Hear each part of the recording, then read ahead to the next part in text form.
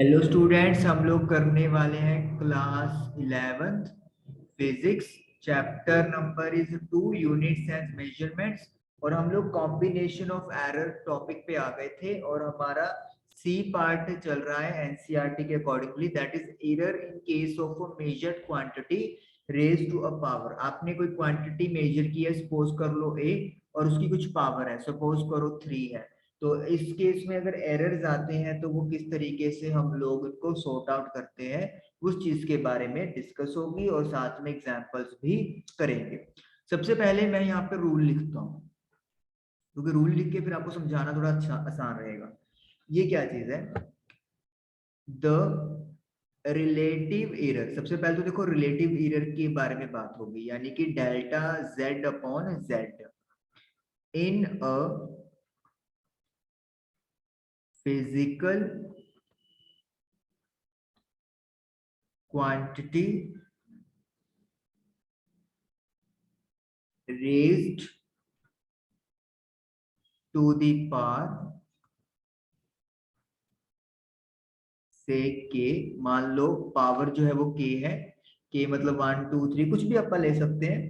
तो जो नहीं कि इंटीजर ही हो, रैशनल नंबर भी कोई हो सकता है, जैसे 1/2 2/3 लाइक दिस, ऐसे भी के इज के टाइम्स, यानी कि जो पावर है उसको मल्टीप्लाई करना है relative error in the individual quantity.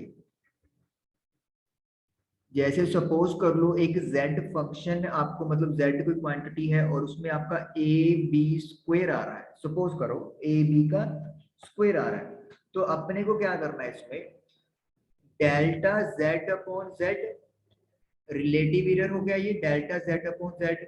उसके बाद रेज टू दी पावर के, यहाँ पे आपके पास a की पावर 1 है और b की पावर 2 है, तो यानी कि k 1 है और k 2 है। यहाँ पे k टाइम्स, यानी कि इधर 1 है तो 1 multiply relative error in the individual quantity. Individual quantity है ए और बी, तो यानी कि डेल्टा ए बाय ए, फिर आगे प्लस कर देंगे, बी की पावर है 2, तो यानी कि 2 डेल्टा बी अपॉन बी, क्योंकि ये हो गया relative error in B quantity और ये हो गया relative error in A quantity.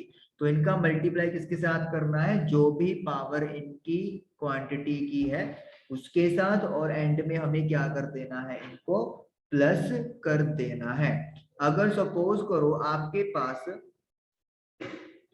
a upon B का स्क्वायर होता, स्टिल आप लोगों का जो फॉर्मूला है वो मतलब सेम ही रहेगा, उसमें कोई भी चेंज आप लोग नहीं करोगे। Means delta z upon z is equal to, यहाँ पर a की पावर 1 है तो 1 multiply by delta a by a, इधर b की पावर 2 है तो 2 डेल्टा b बाय b ही हम लोग यहाँ पर लिखेंगे। This is, we are talking about relative error. Relative error की बात कर रहे हैं, अगर कुछ भी यहाँ पर पावर आ जाए तो उसे किस तरीके से हम लोगों ने सॉल्व करना है वो चीज आपको बताई गई है। ओके, तो अब हम लोग इसके बेसिस पे आपकी बुक में जो एग्जांपल्स दी हुई है वो हम लोग करते हैं। This is the first example, find the relative error in z। z से हमें रिलेटिव एरर पता करना है। a की पावर 4 है, b की पावर 1/3 है, आगे डिवाइड है, c और d की पावर 3/2 है। तो सबसे पहले तो डेल्टा z अपॉन z ये हमें फाइंड करना है। a की पावर क्या है, a की पावर है आपके पास 4, तो 4 multiply by relative error in a, तो डेल्टा a बाय a आ गया, प्लस आगे है b, b की पावर है 1/3, तो this will be delta b upon b। Next c की पावर 1, मल्टीप्लाई में है डिवाइड में है, कोई यहाँ पे इशू नहीं है, सेम चीज चलती जाएगी, relative error delta c upon c। And then d की पावर 3/2, तो 3/2 डेल्टा d अपॉन d। तो यानी कि जो भी पावर है इंडिविजुअल क्वांटिटी की, उसे आप लोग रिलेटिव इंडिविजुअल एरर से मल्टीप्लाई कर दोगे, तो ये रिलेटिव एरर आप लोगों के सामने आ गया। एग्जाम्पल ये आपके एनसीईआरटी की 2.11 है। ओके, 2.22 एक और हमें एग्जाम्पल दी हुई है। The period of oscillation of a simple pendulum is t is equal to 2 pi root L upon G। तो ये आपको पीरियड ऑफ ऑसिलेशन दिया हुआ है एक सिंपल पेंडुलम का। Measured value of L is 20 centimetre. जो वैल्यू मेजर की गई है L की लेंथ की, that is 20 centimetre, known to 1 mm accuracy. इसका मतलब क्या है कि जो ये 20 सेंटीमीटर है ये तो हो गया एग्जैक्ट वैल्यू, और जो 1 mm एक्यूरेसी है इसका मतलब है this is your absolute error. तो 1 mm का इसमें क्या आएगा, आपको एरर हो सकता है प्लस या माइनस। अब ये सेंटीमीटर में है, ये mm में है, तो डिवाइड बाय 10 करके ये हमारा किसमें कन्वर्ट हो जाएगा, सेंटीमीटर में कन्वर्ट हो जाएगा। Time for 100 oscillation of pendulum is found to be 90 second. 100 oscillation का जो टाइम हमें मिला है वो है 90 सेकेंड, यानी कि t की वैल्यू है 90 second, using a wrist watch of 1 second resolution. और जो इसमें एरर आने का चांस है दैट इज 1 सेकेंड। 1 सेकेंड के रेजोल्यूशन के साथ जो आपने रिस्ट वॉच का यूज किया है। What is the accuracy in the determination of g। तो g की एक्यूरेसी हमें फाइंड करनी है। सबसे पहले देखिए टाइम पीरियड का फॉर्मूला है 2 पाई रूट L अपॉन जी। जी फाइंड करना है तो ये पहले रूट हटाएंगे, रूट हटाने के लिए दोनों तरफ क्या कर दो, स्क्वायर कर दो, 4 पाई स्क्वायर L अपॉन जी। तो जी की वैल्यू आपके पास आ गई 4 pi square L upon T square. अब 4 पाई स्क्वायर तो कांस्टेंट है, इसमें तो कोई एरर है नहीं है, तो एरर किसमें है, लेंथ में और टाइम में। तो इसका मतलब क्या है, अब हम लोग जब डेल्टा जी अपॉन जी कैलकुलेट करेंगे, यहाँ पे एल की पावर 1 है और यहाँ पे टी की पावर 2 है, तो रिलेटिव एरर की बात क्या होती थी, डेल्टा जी अपॉन जी, क्योंकि इसी के विद रिस्पेक्ट पता करना है।